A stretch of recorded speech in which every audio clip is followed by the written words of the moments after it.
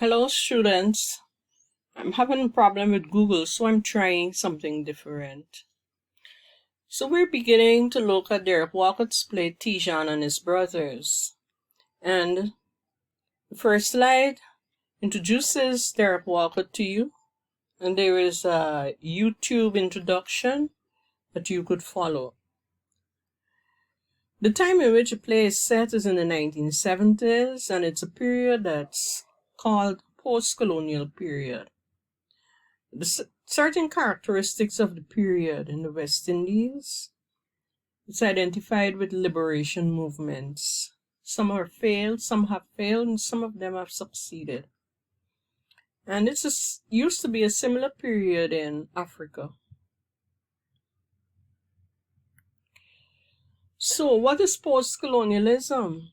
And here we have definitions of what it is. And post-colonialism is identifying a time period, and it also identifies a critical practice. So there is a literary theory called post-colonialism. And here I have a website that will help you identify the characteristics of post-colonialism. And this is the reference for the information that I took from Wikipedia. Now, as referencing a time frame, post-colonial describes the Caribbean after colonialism. And so, when we place Walcott in St. Lucia, where he was born, he's writing about the things that happened as a result of liberation, freedom of slaves.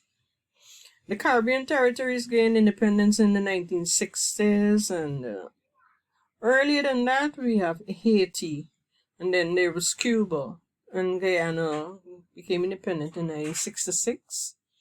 After the two world wars, the empires lost their importance, and so the colonies agitated for independence. So the play captures this whole theme of independence.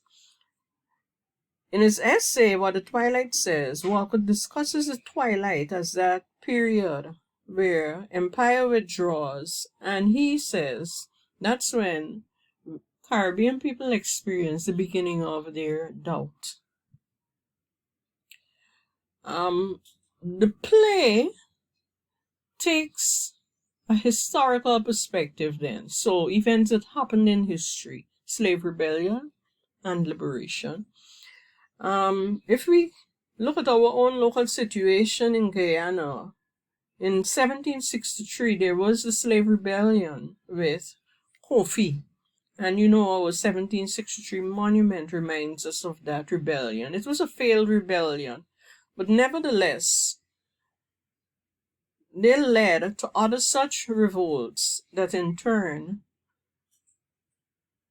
realized freedom.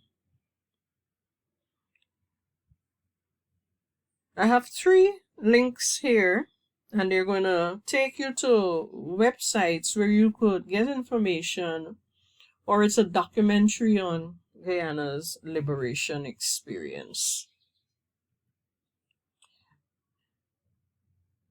Derek Walcott's play, Tijan and His Brothers, it captures the storytelling tradition, and language is used in a particular way. Once upon a time, there were 3 brothers, and the 3 brothers are listed. The play develops on and it validates the Caribbean folk tradition of storytelling. And so you get things like, once upon a time, there was a spider called Nancy. And the practice still obtains in certain villages where we have storytelling. And so we find that although it's a story, there are levels of interpretation for this play. So the folk tale captures the hero's travails and his success or failure.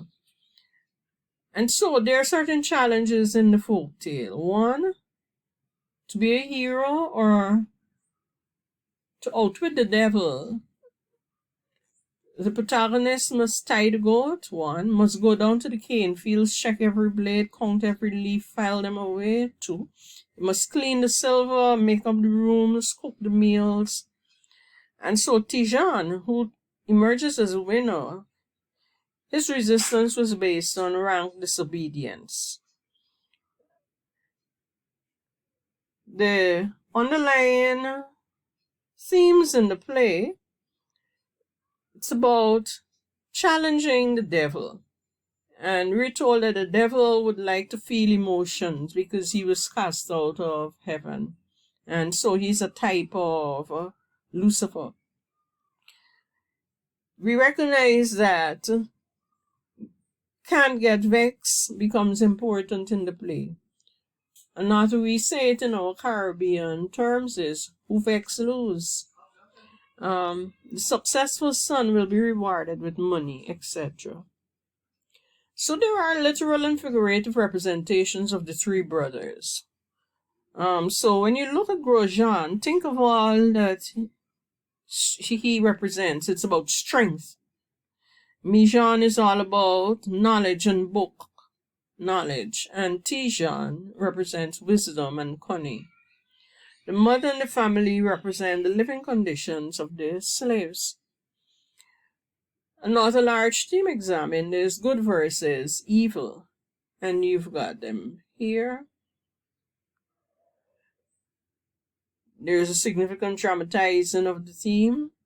The bolum represents a stillborn child, my mistake, not Anne, who died because the umbilical was wrapped around his neck. And I've got the points here listed for you. And then when we come to looking at Papa Boa, under the theme of good versus evil, consider his mask and his unmasking. Now, watching the play on stage provides you with a different kind of experience. And even though you study it as a book, you cannot write about it as if you've read a book. You need to write about it as though you've seen it on stage. So here on YouTube, I provide you with an adaptation of the play, right? And when you're writing a critical analysis, you'll write about having seen it on stage.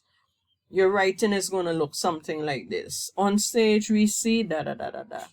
As da-da-da-da-da comes on stage, as da-da-da-da performs, and then in the prologue, the chorus of the animals participate, and then the masking and the unmasking of whatever characters reveals something. So I've given you frames of references there.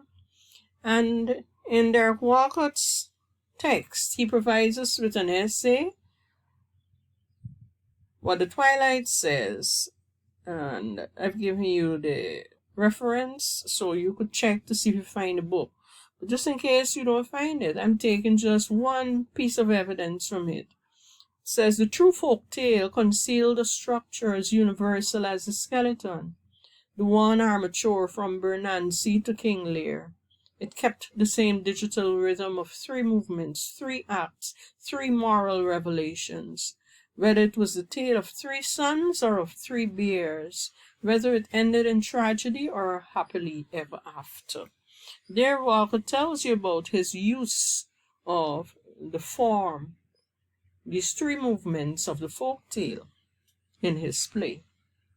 And so, movement 1, we have Grosjean, movement 2, Mijan, movement 3, Tijan, and together they function as parables of liberation.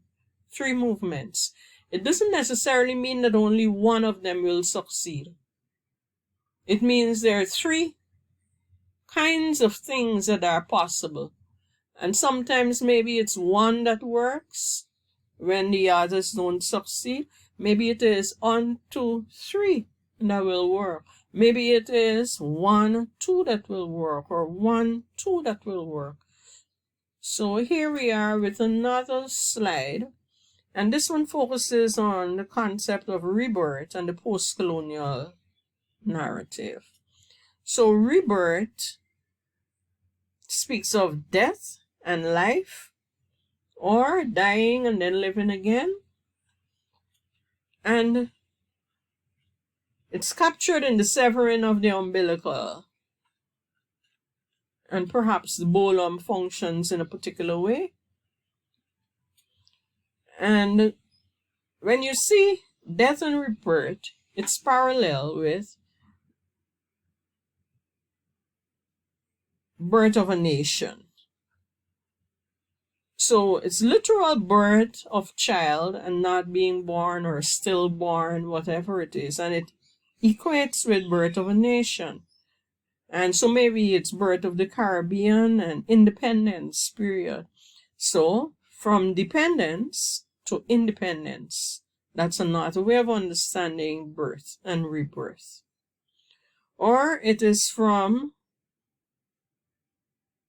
could be birth or liberation. Sorry, let me go it again. It could be independence from home, as the three sons want to leave their mother, or it could be independence from your mother country. In this context, it would have been Britain for us.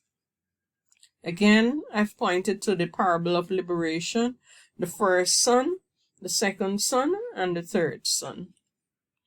So yes, the diagrams tend to clarify it a little bit more. Mother and sons, rebirth. And don't you forget, the forest is always there and it is alive. And there is a particular relationship existing with Tijon and the forest animals that allows him to win. The forest animals also function as a chorus. And then there is the bolum for you to examine the representation of it and what it means. And I think that brings us to the end of our presentation today.